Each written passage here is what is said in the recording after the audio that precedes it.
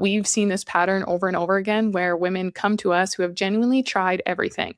They've cleaned up their eating, they've done the supplements and the workouts and the routines. For a little while, things actually do improve, but something always kind of pulls them back, right? We see that self-sabotage start to show up, and eventually they find themselves starting over again and wondering why nothing ever sticks. And so, if any part of that sounds familiar, I want you to know that what you're experiencing is not a willpower problem, it's not a discipline problem. It's your identity. Hey team, welcome back to another episode of The Wellness Effect. And today I am excited because we're going to be talking about identity shifts, and we're getting a little bit mindset woo-woo-y, which is, my favorite way to get. So we're going to talk about something that we honestly think is one of the biggest missing pieces when it comes to women actually seeing lasting changes in their health. And it's something that doesn't really get talked about enough. But we've seen this pattern over and over again where women come to us who have genuinely tried everything. They've cleaned up their eating, they've done the supplements and the workouts and the routines, they've white knuckled their way through being more consistent. And for a little while, things actually do improve, but then something always kind of pulls them back, right? We see that self-sabotage start to show up, and eventually they find themselves starting over again and wondering why nothing ever sticks. And so, if any part of that sounds familiar, I want you to know that what you're experiencing is not a willpower problem, it's not a discipline problem, it's not any of those things. It's your identity. And that's what I want to walk you through today, is something that most people are never taught, that a lot of the patterns showing up in your health right now are actually identity patterns. And once you can understand that, so much starts to make sense and it makes your journey so much easier. And so on today's episode, what we're going to cover is why your brain is actually wired for safety rather than success, and how your childhood experiences are shaping your health in ways that you probably haven't connected yet, and why mindset work alone usually doesn't move the needle, which will move us right into the 5 identity shifts that we see women move through right before their bodies finally start changing for good, and not temporarily, but forever. And I don't know if I'm just like projecting on this or whatever, but I feel like mindset episodes in general can just seem a little bit like boring and like this doesn't matter and like where's the new supplement that I can take or whatever. But I'm telling you, the reason why I was like excited to talk about this topic today was because identity has just come up in so many things in my life recently. And I've really started to notice my identity like changing in real times in multiple ways. And even at my business conference that I was at a few weeks ago, it was like every keynote presenter that was there, the core message of their message was like your identity. And if you think you're a shitty CEO, then you're going to do things that a shitty CEO would do to reaffirm that belief, and you would do that. Or if you're think that you're unhealthy and you've always been sick, then you're going to continue to choose actions to keep you that way. And it actually just makes so much sense. And so I just want to encourage you guys to listen to this if you maybe usually would like turn your nose up to like mindset stuff, because whatever you think you are is true. And if you think you'll never heal, and if you think nothing works for you, then you are right. And if you think that you can heal and you think everything works for you, then you are also right. But kind of like an inspiration for this episode was the work that I did with a mindset coach about 3 years ago, which just happened to be at the exact same time that I started working with a functional health practitioner. And I think is a huge reason why I was able to kind of like completely heal absolutely everything in 6 months, which is just my favorite tagline,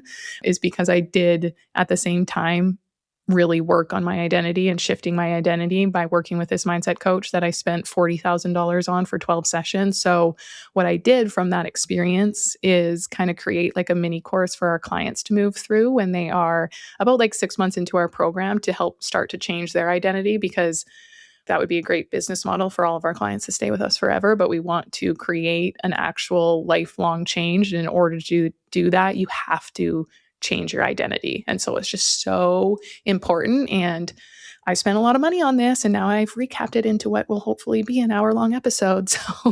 So you don't have to.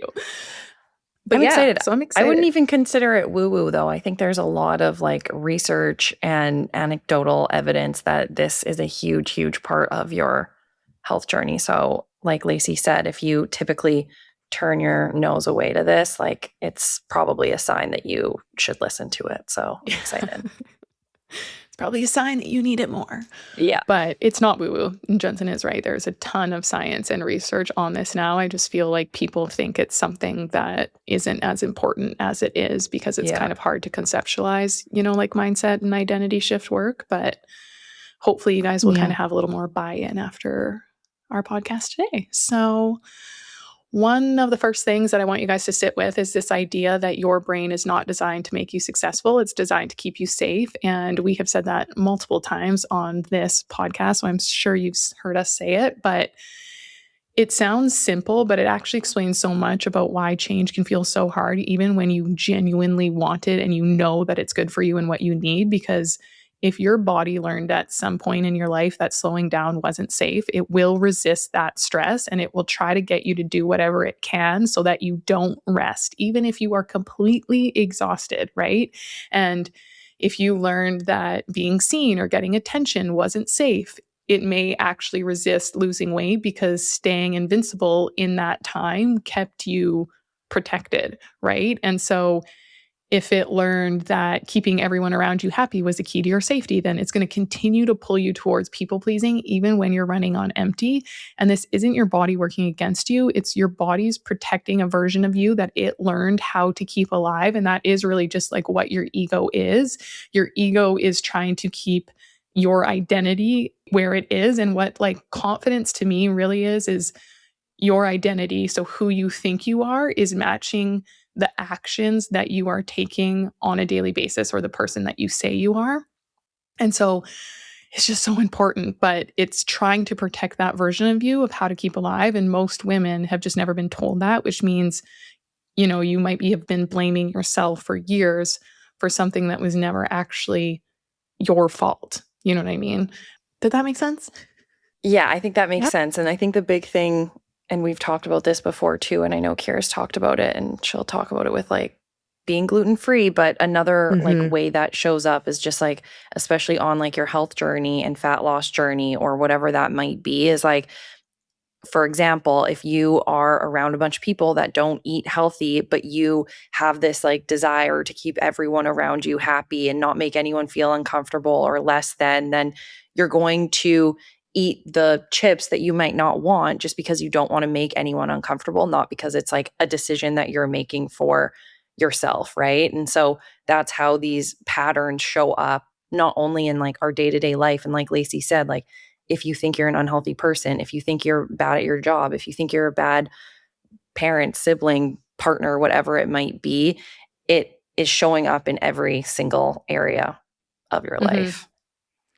And even at the event that I did in my presentation, because I talked about just like content and how I started showing up differently, and like a big identity shift for me with my content was 2 years ago. I was at like a business retreat, and the business mentor who I like really looked up to out of nowhere was just like, well, you're good at content, Lacey.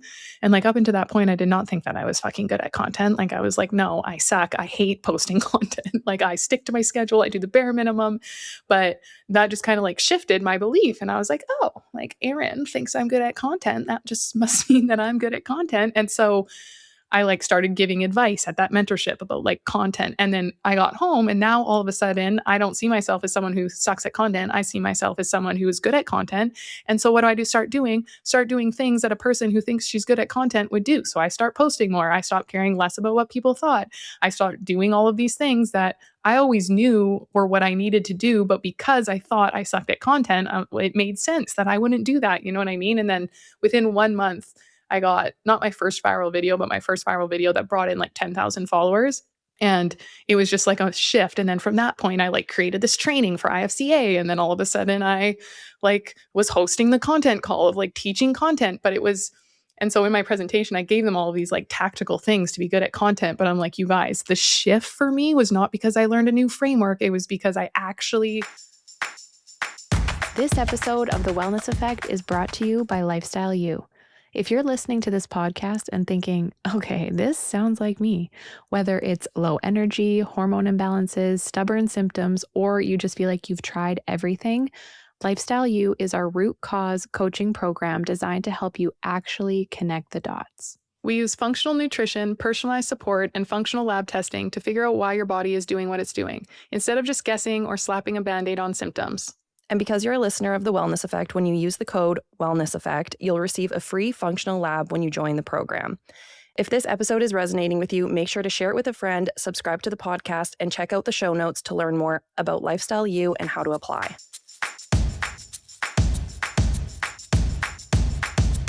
was because I actually started telling myself that I was good at content. And what happened? I started posting like someone who's good at content. So it just like, it's come up in so many different ways. That's just one example. But Well, and the cool thing is that it becomes like 50 million times easier when you have the belief behind it. You're not fucking, and content is such a good analogy, but a lot of people don't do content. So they're like, what the fuck? But it's like you're dragging your ass for it. You're trying to schedule it in. It's boring. You dread it. You're like, do I suck at this? And then when you have that belief that you don't, it's literally like, yes, this is when I get to do it. This is what I'm doing for myself. And that's also just like a totally random reminder. If you see someone doing something good, just tell them, please. Yeah. Can we all just do that Yeah. more for each other? no, That's so because true. I've told Erin about that, of like how transformative that just one comment was. And she's like, well, yeah, she's like, but I can speak belief into anything, one, Lacey, but it actually takes the person like believing it and then like running with it. And she's like, you've always just done that with anything that I told you. But I was like, well, that I think just shows how much I respect you, Erin, because of like anything Erin says is the truth. But it's true too, just being around people who lift you up and who are doing better and who want you to do better, right? And where hiring coach is so important, because sometimes you don't see that in yourself, right? Or you're not unaware, you don't even have that belief. But I just like borrowed that belief from Erin. And I'm like, this is going to serve me. Cool. I'm going to believe it. And then it was just like, it was literally like that. And so yeah, it just makes so much sense. Like if you think you're unhealthy, you're going to do things that an unhealthy person would do. And if you think you're healthy, you're going to do things that a healthy person would do. So yes. And then something else before we get into the identity shifts is something else that a lot of people don't understand is that your identity didn't really form this last year, and it didn't form when your symptoms started. Most of your core beliefs about your body, your worth, your productivity, your safety, your energy, they were formed before you were even like 10 years old, before you even had language for what was happening around you, before you had any real choice in your environment, before you even understood what stress was, like the way that you do now. You know what I mean? Your nervous system was quietly learning what felt safe and what didn't. And those lessons don't just live in your thoughts, they live in your digestion, your hormones, your metabolism, and in how your fascia, easy your muscles, your fascia, like your muscles, literally like everything. everywhere.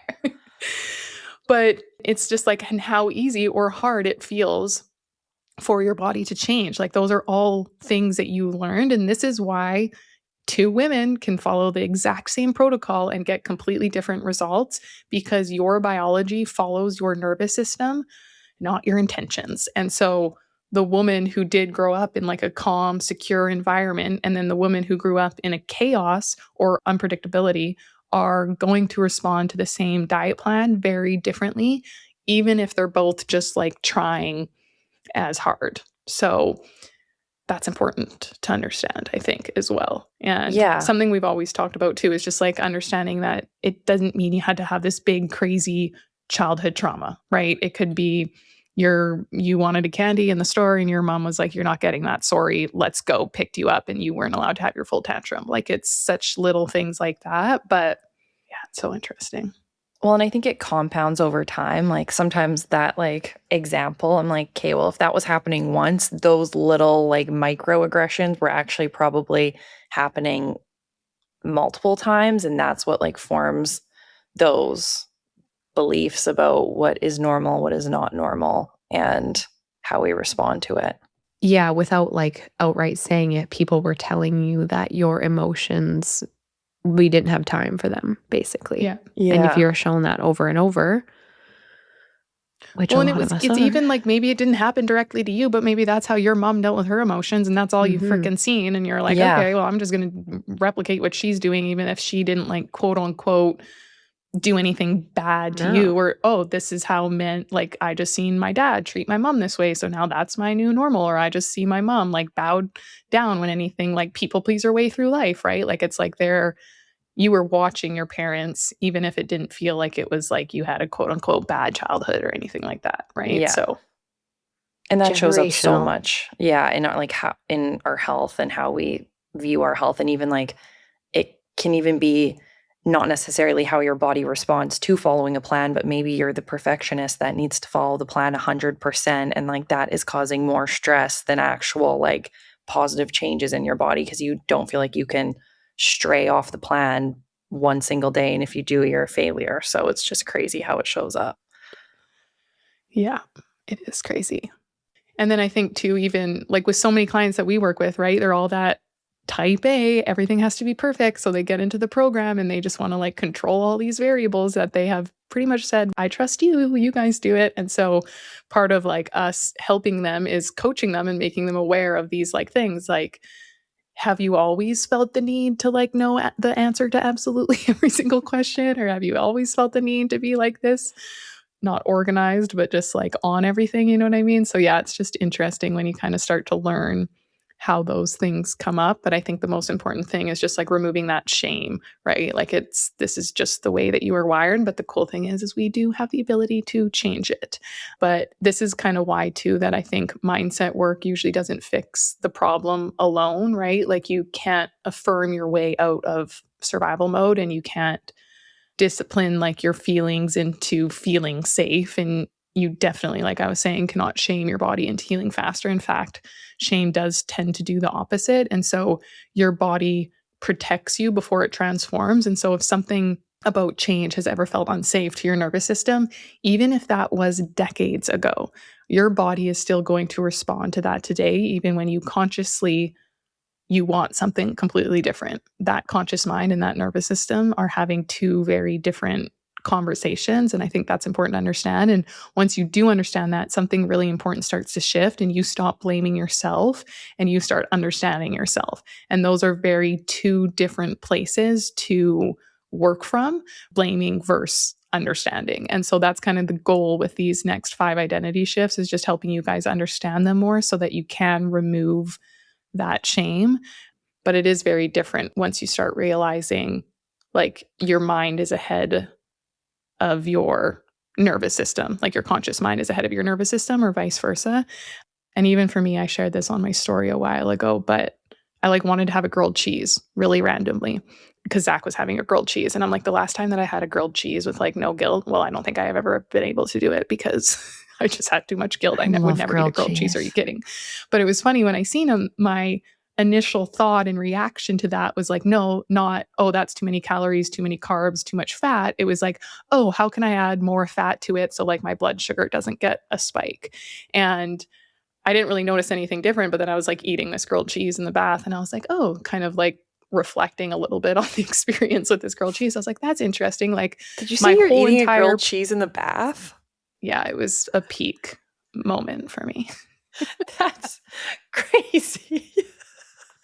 Sorry, I just needed clarification. Where else would you eat a grilled cheese? I don't know. You just slid that in. So, like, eating my grilled cheese in the bath on like sourdough with like all this cheese on it. But I was just like thinking, and I was like, oh, that's cool. Like my identity has shifted where the last 15 years, if my thought was I want to have a grilled cheese, it would have been like, that's too many calories. You don't have low calorie bread. You don't have fat-free cheese. You don't have any butter that you can like, that's where I would go. So I was like, oh, that's interesting. Like I notice, okay, my identity is shifted. Now I'm not always worried about too many carbs and too many calories. Now I'm more worried about like, how can I make this more healthy for my body, not just low calorie.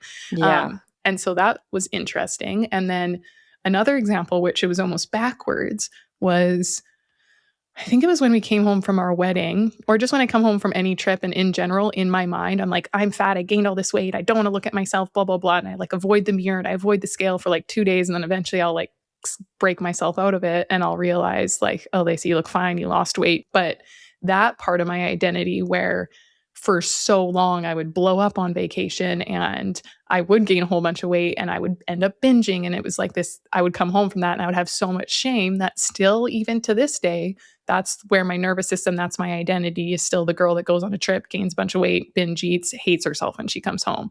Where it's like, it always takes me like 2 days to pull myself out and be like, that's not true anymore, Lacey. That's your old identity.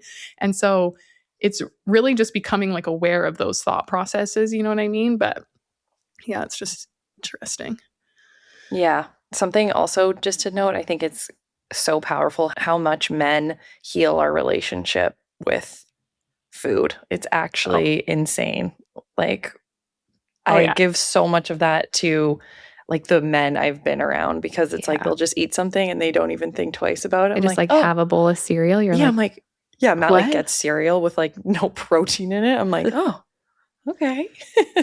That's an interesting choice. Yeah, like the people around you, like Lacey said earlier, makes such a big difference. Yeah. Yeah, it does. That's so funny. But we do want supportive husbands. Sometimes they can go a little bit too far down that rabbit hole. They don't care what they eat and they're around you. But no, it is totally funny when you've been on the other side and you're just like, oh, you're just having a grilled cheese. Like, Yeah, you're not. can I have Not one worried too? about gaining 10 pounds. Yeah. Well, and I really feel like dad gave me that mindset from like childhood and just cooking with him and seeing how he cooked and always cooking so balanced, and cooking was like my job. Like I just got lucky in the family. Lacey had to do laundry. Well, no, Or because we did would you? What did you- rotate. No, we rotated. Remember, we'd have a month of someone cooking, someone cleaning up, and someone doing laundry, and we would rotate. I don't think, Oh, I I like, honestly don't ever think, remember doing anything but cooking. That's so funny. That's funny. oh yeah, no, we rotated. It was a month at a time, I think, or a week at a time or something. But No, I feel like you're wrong. no, I know I'm right. I like literally would bet on it. But that's not besides Same. the point. Same. I would bet that I'm right too. So guess we'll never know.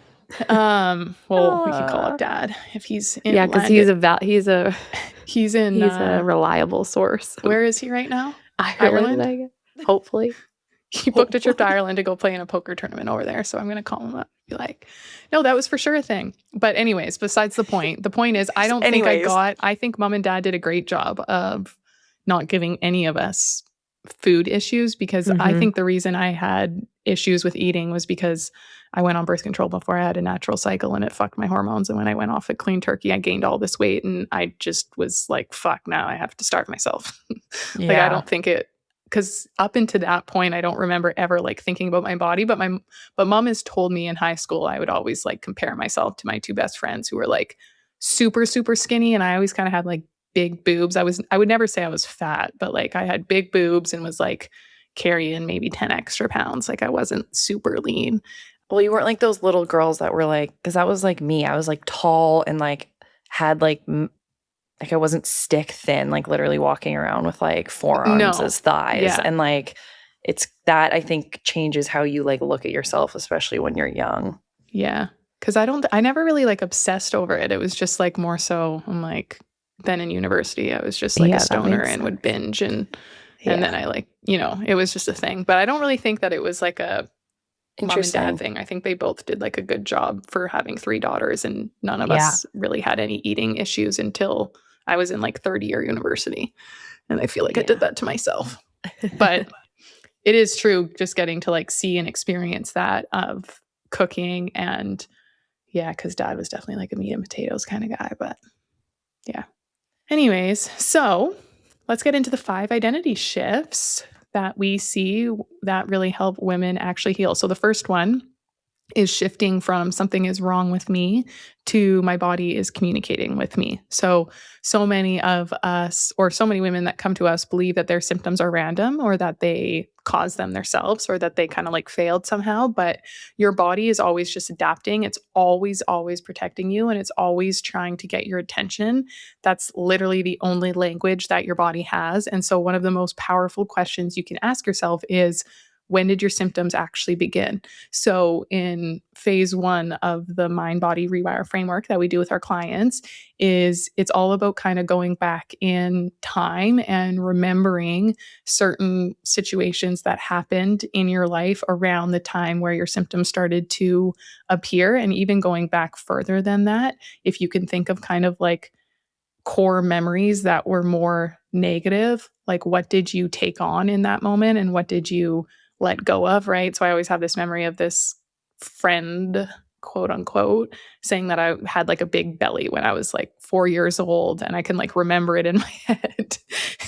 And so it's like, okay, in that moment, I took on low confidence and I lost self-confidence. Or I took on that I'm no longer perfect, though, just the way that I am, or I took on like, internal blame or whatever. And I lost this sense of, oh, I'm perfect just the way that I am. I don't need to work for people's approval. Like, so that's kind of where, and then if you can think of like 5 core memories, you will notice that they all tend to have stripped you of the same thing and have brought on to the same thing, which is where those really deep core beliefs and identities come from. And you'll just start to really connect the dots. But if you can think more so back to just like when your symptoms started, right? Like, was it right after COVID where you were forced to get the vaccine or you were fired, or every single person around you got the vaccine and you were like the odd man out and everyone stopped inviting you to things? Or were you just like Or did you totally even get COVID and like just the stress of the whole just the world? stress of Like, that, the stress of the collective? Like, there was so much going on that so many people's symptoms got way worse after that, but they've never really like connected it to that. And so like symptoms rarely just start happening randomly. They start during those survival seasons, and when symptoms start making sense in that context, shame starts to dissolve, which is always the goal, right? We want to remove that shame that we carry about it, because when shame dissolves, then real change becomes possible. So I don't really remember when I think it was just when we started learning more about functional health and really realizing that every symptom was just a signal and it wasn't really anything to do with us like doing something wrong or right or our fault or whatever. Well, and sometimes it's like you are like you understand it in one way, like, oh, I'm sore after the gym. That's a clear sign from my body that I did a good workout or I worked too hard or I need some sort of recovery. Like, we understand it in certain capacities, but not in others. And I feel like it's interesting once you kind of look at that because you can be like, oh, I understand that if I like stub my toe, it's going to hurt. Same as if mhm. I like abuse my liver, it might show up on my skin. And so when you can kind of like link it to something that you already understand, that like it's easy for you to understand that, I think that can help a lot too. Yeah. Yeah, that's a good point. I remember for me when I first started realizing that, I would get really crazy stomach issues, like, I would have to, like, leave school and work because I would just be, like, in so much pain. It wasn't any, like, digestive, just, like, this intense pain, and the one time it happened, I was at work and I was talking to people about it. I'm like, I really think it's stress related. And when I think about it, the last time this happened was like another extremely stressful event in my life. And especially at that point, I didn't understand like the whole component that stress really does play on your body. But when you start linking those, like Lacey said, and how often we talk to people and they're like, yeah, my symptoms kind of started like 2021. It's like, Yeah, everyone's okay. 2021 for everybody. It's literally 2021. I'm like, okay. So like Lacey said, there's those things that it's not maybe even that they cause it, but it's going to trigger it. And then you can like, instead of being mad at yourself, it's just like, okay, body is giving me a signal like something's going on here. Yeah. Even just to view it like positive, and I know that can be really hard to be like, wow, like thank you for showing me this, because we forget that symptoms like that, like a gut punch when you're stressed, like severe chronic stress over time is literally going to kill you in one way or the other. So if you're not paying attention to that stabbing feeling in your gut every time you're in a stressful situation, it's not just going to like only be that for the rest of your Yes. life. It's going to become something bigger. So like thank God. Thank God, you have a little bit of acne, or your sleep Yes. is disrupted right now, or you're feeling tired, or you have that brain fog, because that is a level 1 red flag. And like it's just warning you, like, we're going down a bad path right now and this needs to be addressed, because it will just snowball into something so much bigger. So like finding the gratitude in it, like how cool that our body gives us an annoying symptom 10 years before we die from it. You know Mhm. what I mean? Like, I think that's so cool. And so Yeah. to like bring a little bit of gratitude in anytime you can is just so impactful and important, I think. Yeah. Yeah. And I think too, just bringing awareness to the fact that you probably don't want to accept that there was a reason for your symptom or your body feeling this way, because guess what that means? You have the power to change it. Mhm.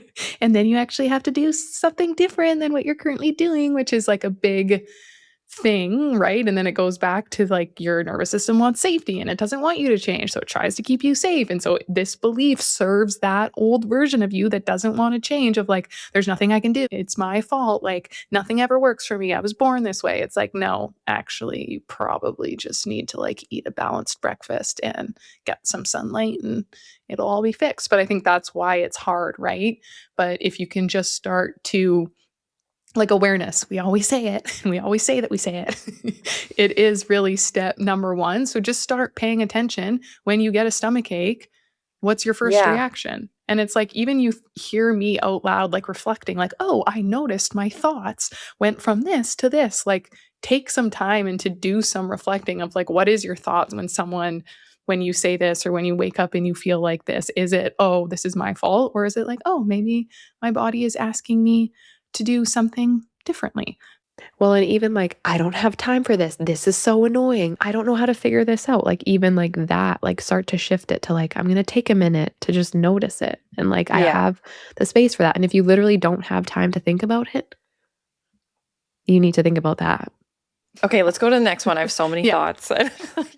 Next one. Okay, shift number 2 is from I just need more discipline to my body needs safety first. So you're going to notice that a lot of these kind of like intertwine with each other, but a lot of the high achieving women that we work with, or just in general, are incredibly good at pushing through exhaustion, through stress, through hunger, through overwhelm, like everything. And while that ability has probably served you really, really well in a lot of areas of your life, it does obviously tend to work against you when it comes to healing, because healing doesn't happen through pushing. It happens through creating that safety in our body. And when your nervous system is stuck in fight or flight, your body is not prioritizing digestion or hormones or fat metabolism. Like, it is prioritizing survival. And a regulated body will heal faster than like a super, super disciplined one. And like, that is just physiology. Like, there's nothing more to it. And so I know that this can feel frustrating to hear, especially if you've spent years trying harder, right? But even something as simple as taking one slow breath in through your nose and a longer breath out through your mouth starts sending a signal to your nervous system that you're safe. And sometimes healing like genuinely starts just with that, not with doing more, doing more, doing more, but with just like creating that safety in yourself. And so that's shift number 2, from I just need more discipline to my body needs safety. Yeah.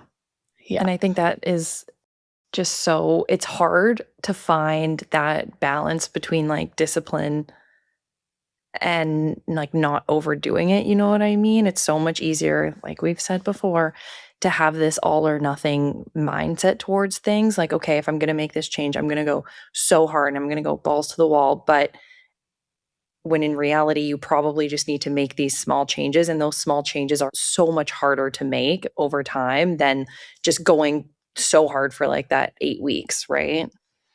Well, and like, if you're going balls to the walls on like your workouts and your food and your supplements and you also need to be going balls to the wall on your like rest and relaxation and downtime. Well, and Yeah. I've just there's like, you literally can't do it all. Like that's something I've No. really noticed. You have to choose what is important to you right now. And like Yeah. that's something I've been like toggling with just like the summer coming up and I have like vacations and wedding. I'm like, okay, do I want to like start going to the gym 4 or 5 times a week consistently and like paying more attention to what I'm eating? Then I'm like, well, I also still don't get a regular period. Like, is that actually what my body needs? Because I truly like, and then there's the business side of things. Like, you can't do it all. And it's really hard to find that balance. And you just have to be honest with yourself with like what you can handle at that phase and point in your and chapter in your life. Yeah, and I think even the word discipline like kind of has a bad rap, because it's like discipline doesn't just mean, oh, you're going to go to the gym 6 days a week and you're running every day and you're going as hard as fucking possible. Like, it actually takes discipline to not do that as well. So it's like, if that's your excuse, it's just like, well, I just want to stay disciplined and it's like discipline is like doing what is actually best for you and staying consistent with it. And so it's just like understanding what that is. And it doesn't always mean that you're like white knuckling your way through 7 freaking workouts a week, right? Discipline can be going 3 days and prioritizing rest and actually doing your castor oil packs and actually doing your dry brushing and having discipline in other areas of your life. So it's like, maybe you do need more discipline, but to do have less. that honest conversation with yourself. And we know how hard it is. And I actually talked a lot about this on like the functional fat loss episode that we did a few weeks ago. It was so fucking hard for me to switch these 2 from like, I just need more discipline to my body needs safety first. And 1, just getting the understanding of discipline confused with what that actually means. It just means like you're the hardest person in the room. But it was so fucking hard for me to have this identity shift that it took me a year and a half of coaching women through what I knew I needed to do before I had enough trust to just, okay, no, my body needs safety. I need to eat more. I need to chill out. I need to do less, because I was on that side of like too much for so long.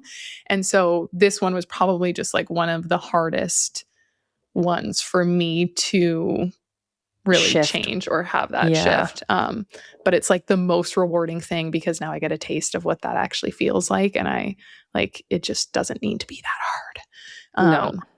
So shift number 3 that we see in identity is from going from I always sabotage myself to I learned protection patterns.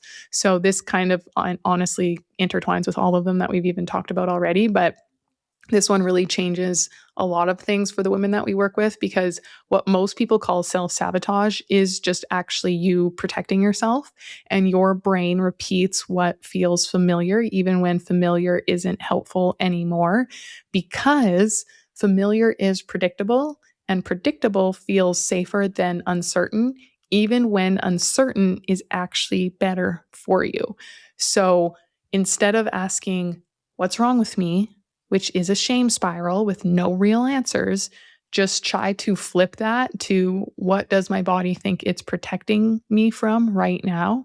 Because sometimes progress creates like this visibility that you're not necessarily ready for, right? Sometimes success creates expectations and feel overwhelming that maybe you don't want, right? Maybe you are actually nervous about losing weight and healing because of the attention that you might get from men. Like that is an actual thing, which seems crazy, but it actually is, especially if you have a past where you have a poor relationship with any man. I was just watching that like Jillian Michaels Surrounded thing that she did, and it's like there was this, it was crazy. I only watched half of it, but this like young boy and his dad went on The Biggest Loser, and they lost all the weight, and they were so excited, and then they went back home, and their mom was like sad and resentful, and like their time together as mother and son was like eating, so he just like fell back into it because he felt guilty because she was now upset, and that was their special, literally their bond together was like eating like shit and being overweight.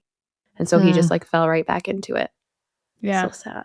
But it's true, because sometimes that change means like losing relationships or roles that have been a part of your identity for a long time, right? That's why you'll notice if you have people around you that are maybe like sabotaging you, like making fun of what you're eating, or what you're bringing to the party, or if you're choosing not to drink, right?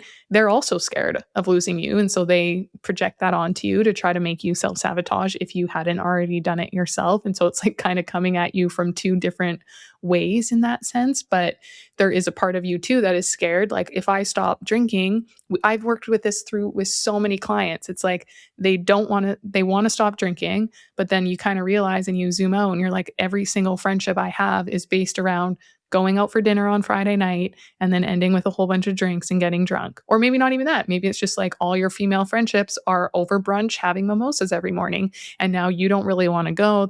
And so then you start like, oh my God, I'm not going to have any friends. What am I going to do? I don't feel aligned with these people. And you haven't made space or created space for those new people yet too. And so that is a fear that is fueling your choices based on who and what you think is going to happen, I guess. So a question that is good to kind of sit with this identity shift is, if I actually succeeded in my health goals, what would change in your life? And not just what would get better, right? What would actually change? Because your answer usually tells you exactly what your nervous system has been quietly protecting you from.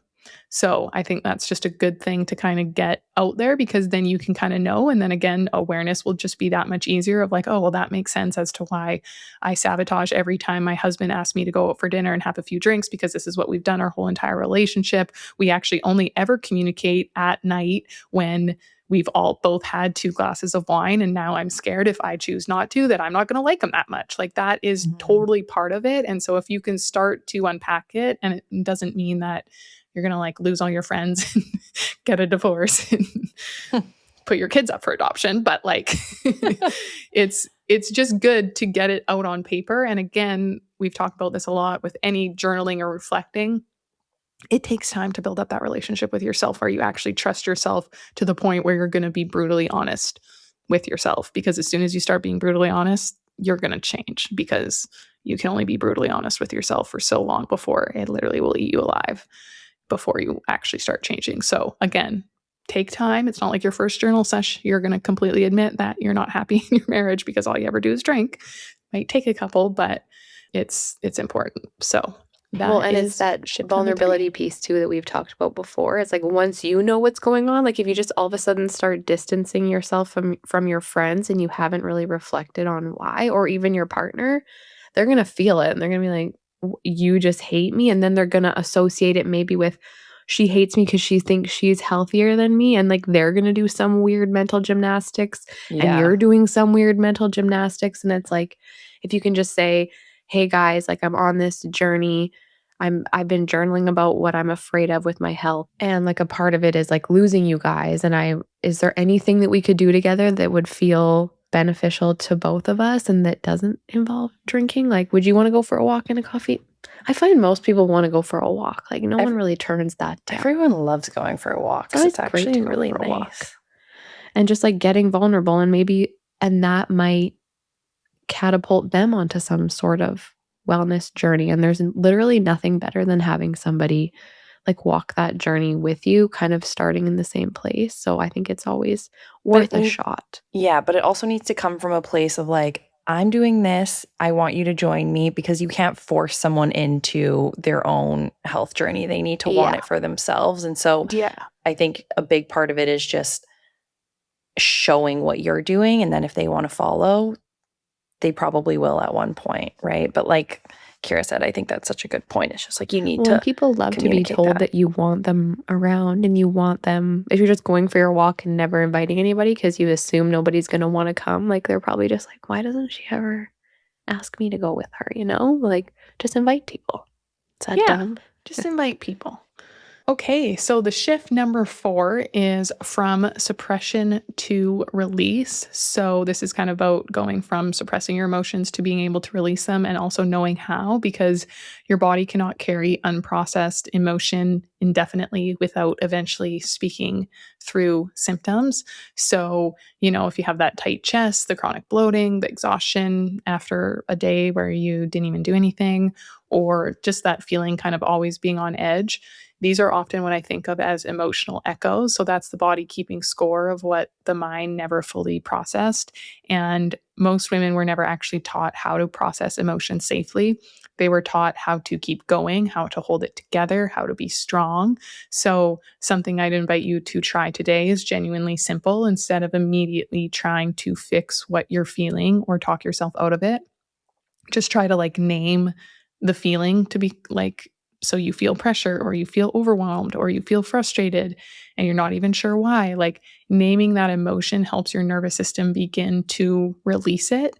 And sometimes that's exactly where physical healing starts to open up too. So this doesn't need to be dramatic. We kind of teach our clients different ways that they can deal with emotion. But this is, I think, something that you have to just learn and really practice. And it starts with being able to name whatever you're feeling, because most people can't even do that. And then you also just try different things, and then you kind of figure out what works for you versus what doesn't work for you. Because I feel like everyone is kind of different with these, but it is just really important to understand how to move emotion through you, because if not, they get stuck. Yeah, maybe we could link that feelings wheel. Do you remember the emotion wheel? The emotion wheel. I remember Jensen shared it. It's really cool because we think there's anger, joy, sad, but they have all these emotions, sub emotions that are well, what is that anger? Is it because you were rejected? Is it because you feel shame? Where is it coming from? And it can help you kind of pinpoint it even. Yeah, I further love that. And so I originally started thinking about this because Atlas of the Heart is a really, really good book that goes over all of these different emotions and how it shows up. And then my therapist at one point was have you ever looked into an emotion wheel? And that's basically how she told me frame my brain dump on my when I was journaling is just by like picking those outer emotion wheels, like outer emotions on the wheel, and journaling about like why I'm feeling that way rather than just going, because a lot of us don't even have the vocab to like explain what we're feeling because we've only been taught like angry, happy, sad, right? And so like Lacey said, then we have these emotions come up, we don't know what they are, and so instead of working through them, we're just like, I'm going to push that down because I don't know what the hell that is. Yeah, and I think we all find different like coping mechanisms, different like distractions too, where it's like you are feeling uneasy. And so that's why too so many of us just can't be bored, because it's like then those emotions start to come up that we haven't dealt with. We have these thoughts and we're like, oh, let's distract ourselves. We'll doom scroll or we'll have a drink or whatever it is. You know what I mean? Because just being with those thoughts or those experiences is so uncomfy. So that just like is another layer to it as to why we find it so hard to just do nothing or be alone with our thoughts or whatever it is. So once you can learn how to do that, you are cooking with cheese, cooking with butter, cooking with toast, cooking with gas. Cooking you just made a grilled cheese. That's right. Sorry, I got grilled cheese on my mind. Okay, and last but not least, shift number 5 is from fixing yourself to becoming yourself. So the 5th shift is really the one that ties kind of everything together, moving from like the exhausting project of just trying to fix yourself to kind of that more gentler, more powerful work of becoming who you always were. And real confidence isn't motivation, and it isn't something that you build by achieving more. This is what I was kind of trying to say in the beginning. Like, confidence is congruence. It's what happens naturally when your actions match who you actually believe that you are. And so instead of asking, like, how do I stay consistent, which puts all the pressure on willpower and you, try asking, what would the healthiest version of me do next? Because that's kind of like future casting that identity, right? What does that healthy version of you, if you already had that identity of I am the healthiest person on this planet, what would she do? How would she make decisions? Because everyone knows what they should be doing. There's just a reason that they're not doing it. And so it's our job to figure out why. And a lot of the times it comes back because you don't actually see yourself as the healthiest person ever alive. And so you don't make those choices. So it's like, it comes down to it. And it's funny, Kira, because I was actually telling someone that's the story the other day of when right before I started the business and I like talked about having like that piece of shit anxiety for the first, like I started experiencing anxiety for the first time ever in my life. This is like one of my favorite things. I was just like, me and Kira were talking on the phone and I was like, I think it's because like I keep saying like, because for my whole life, I like never worried about finding out what my job was. I just always had this like feeling, and I think the people who know that I was like going to be successful. I remember I like used to joke that I was going to be famous, and I was like, everything's going to be fine, and I'm going to be rich, and it's going to be great. And then I'm like 27, serving, and I'm like, okay, I'm going to be rich. It's going to be great. I'm going to be famous. I'm not worried. But I started telling like, oh, I want to do this online personal training thing. I want to be a coach. I don't want to like, I didn't know what, but I just like kept saying all of these things. And day after day, I just was going into the restaurant and not making any action.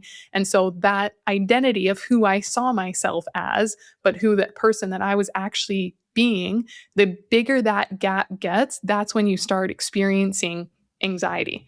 So what it's we like to call piece of shit anxiety. What we like to call piece of shit anxiety, because I was being a piece of shit and that's why I had anxiety. Not that there's anything wrong with being a server. We love that. That just wasn't my life path for this year. You knew it felt wrong. It was like off kilter for what who you wanted to be and who you weren't the same thing. And your nervous system recognizes that. And it's like, bitch, you're a piece of shit. So that's why it's just like, it's just so important, like to do the things that you say that you're going to do and just to have that congruence between the two.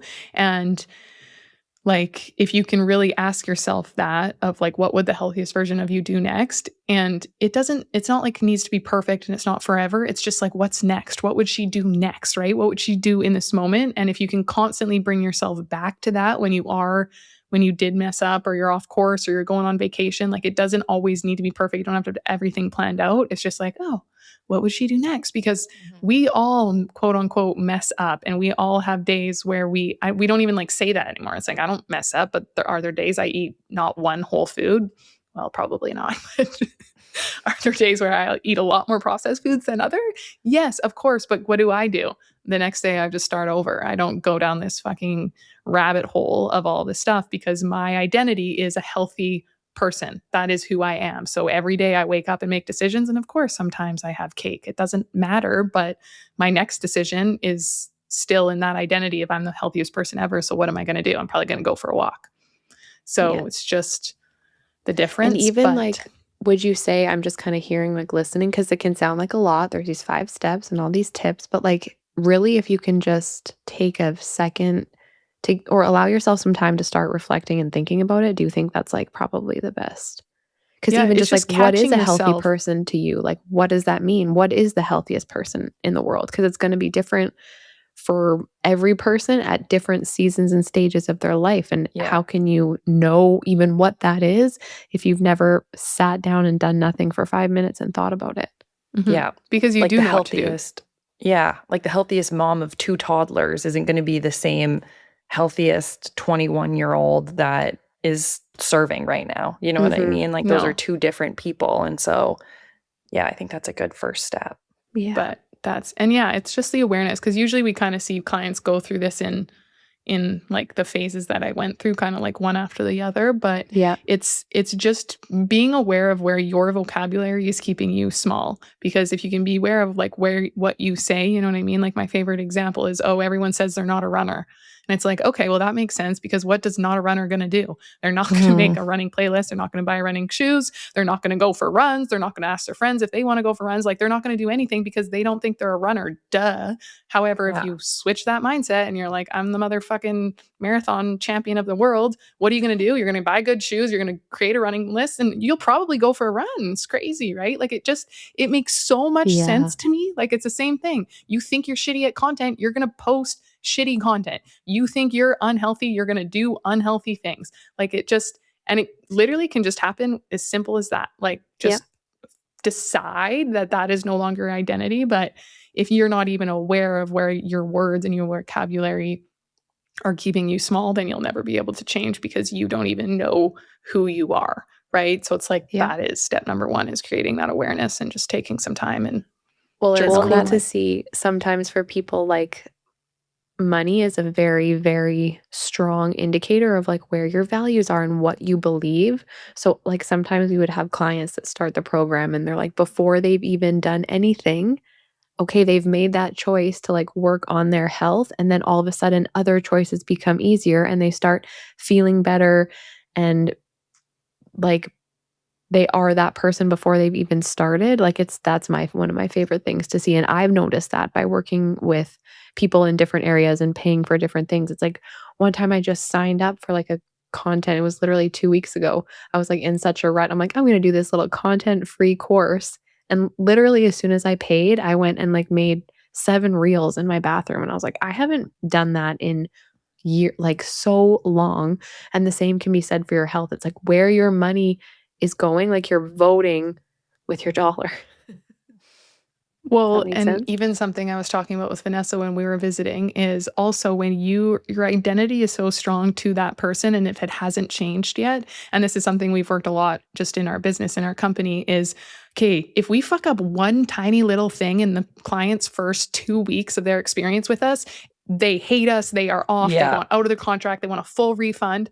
Not even if it's like we misspelt one letter in their last name. Like it's like, we've realized that time from when they make that decision and put that money until they're like 2-3 weeks into the program is so fragile, because your brain is still, your ego is still looking for absolutely anything to confirm that you were right, that this isn't going to work for you, that this was a mistake. And so it's like, oh my God, nope, this one thing, boom, I want out, I'm backing out, right? Because you're not tied to that. So that's something else to just be aware of when you do like think, okay, I made this good decision, I'm investing in myself.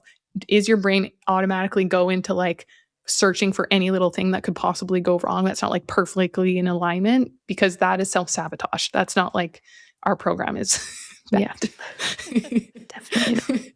Send this to any client that wants to quit. We're like, no, you need to just listen to the very end. But it's true. Like we literally hired a position of a person to hold that client's hand from the moment that they say yes to the moment where they're like 2 weeks into the program, because we've seen it. And it's like, we we're not out to get people. We're not ripping people off. We know we can change lives, but it's like you will continue to self-sabotage in any other way. And that's why we always say, like, whenever you're going to make a big decision that's going to take you to the next level, you're going to be fucking tested. And the universe is going to be like, are you sure you don't want to come back to your little safety zone back here? Like, Yep. what about if this happens? What about if this happens? And then you're like, fuck, I made a mistake. So awareness is key. But yeah, that's exactly what we do. We don't just look at labs or nutrition or supplements in isolation, because if your body don't feel safe, then it simply will not prioritize healing. So no matter how clean your diet is, or like how good you are at following your protocols or whatever, your biology follows your nervous system, and your nervous system follows your sense of identity and safety. And so if you have been feeling stuck in your health, I just want to like give you this question to sit with. What if actually nothing is wrong with you? What if your body has just been protecting a version of you that helped you survive a season of your life that you've already outgrown? So you don't need more discipline. You need a nervous system that feels safe enough to become someone new. And awareness is where it begins. So, boom. Awareness and minerals. And minerals. Yeah. Minerals and eating enough. Yeah, and sleeping good and working out. But it all goes hand in hand. Like, you can't have one without the other. But even to just sit with that statement that Lacey said of like, what if nothing is wrong with you?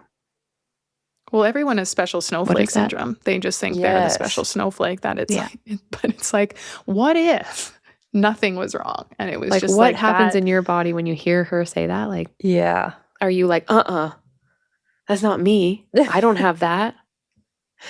Or Even are with you like like, self-diagnosing, there's like so much of that, like so much of it. It's like, I have SIBO, I have IBS, I have even like ADHD, I have like everything. Like, everyone wants there to be something wrong with them so can explain why. but they're always right. So you know what I mean? Like, yeah, you do. like, Or do you or don't you? Because you get Yeah. to pick. yeah, maybe you well, get to pick. exactly. Yeah, And it's like, what if you have think this is true. diagnosis now, you don't have to do anything, Yeah. Yeah. Well, and So it's just, interesting. it's you're protecting, your ego's protecting you at all costs. So it's like, it wants to be right, and it'll do anything to make you right, even give you bad focus if you say you have ADHD over and over again. Yeah. And I think too, it's just like being aware of like your thoughts, and it's not an easy thing to do, because like when you have that internal dialogue, like it's your subconscious, right? You're not even like, and I have these serious like internal conversations all the time where it's like, I'm saying I can't do something, I'm saying something's wrong, I'm saying I'm like fucked. And then it's like, I have to like actually say myself like, no, you're not, it's fine, like you're okay. And it's not like I believe it right away, but it went from like me just like being in that like internal dialogue of saying those things, like everything's wrong, like just stressed about everything and whatever it might be. And now it's like, I still have those thoughts seriously all the time, but now it's just about like catching myself, noticing them, and then like trying to reframe them, whether that's through like telling myself something else, going for a walk, journaling about it, meditating, whatever it might be. But those thoughts never go away. For some people they do. For me, who has this like crazy internal dialogue, like I think they will always be there. Yeah. It's just about noticing them and trying to change them, and like be And aware I they're not also real. like It's possible, learning like, you to can- show up for yourself anyway. Like for me, Jensen, I totally relate to that. And it's like, if I have a couple spiral days, all of a sudden I'm like, whoa, I'm like not eating well. Yes. So is it that? Is it the fact that I'm starting to feel worse, but is it because I'm up doom scrolling and now I'm not eating well and I don't even care to go for my walk today because what does it all doesn't matter? matter. So it's like, okay, you know what? Even if that's all true, like you can learn to start to show up and care for yourself anyway. And Yeah. I think that has a huge impact too. Sorry for cutting Totally. you off, Lacey. Yeah, no, you're good.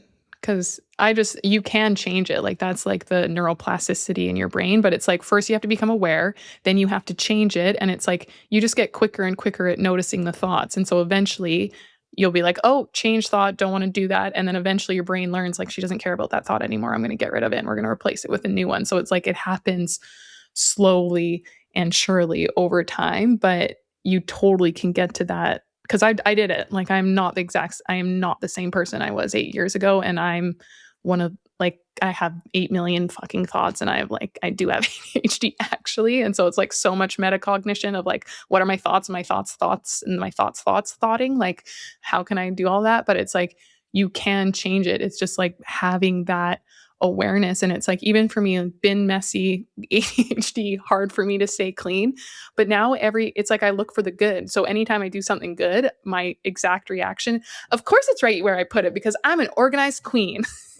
And so over time, I just started doing things, and because I'm like, I'll put my wallet right here because I'm an organized queen. And I say that every single time. Well, and like, make it cute and funny. It doesn't have to be like, I need to be stricter with myself because I have ADHD and everything. It's like, I'm an organized queen, and that's I'm what cool. I mean. It's like, instead of always, oh, you made a mess and you forgot to do this again, Lacey. It's like, now I just, anytime I do something and it's where I thought it was going to be, and I literally say that to myself, like, because that's who I'm trying to change my identity to. So over time, I just start doing what an organized queen would do, which is X, Y, and Z. So it's like, and sometimes you have to just like look, because it's like, if I just said, oh, I'm an organized queen, it's like, that's not enough because I don't have any proof for that. It's like, no, Lacey, you fucking lose everything. You are not an organized queen. But when I do something organized and then I say it, that's when it can start to reaffirm it. But it's like, you can't just like talk to yourself in the mirror and say, I'm an organized queen. You need that proof of, oh, you were an organized queen here. So it's like, well, have you always been this way? But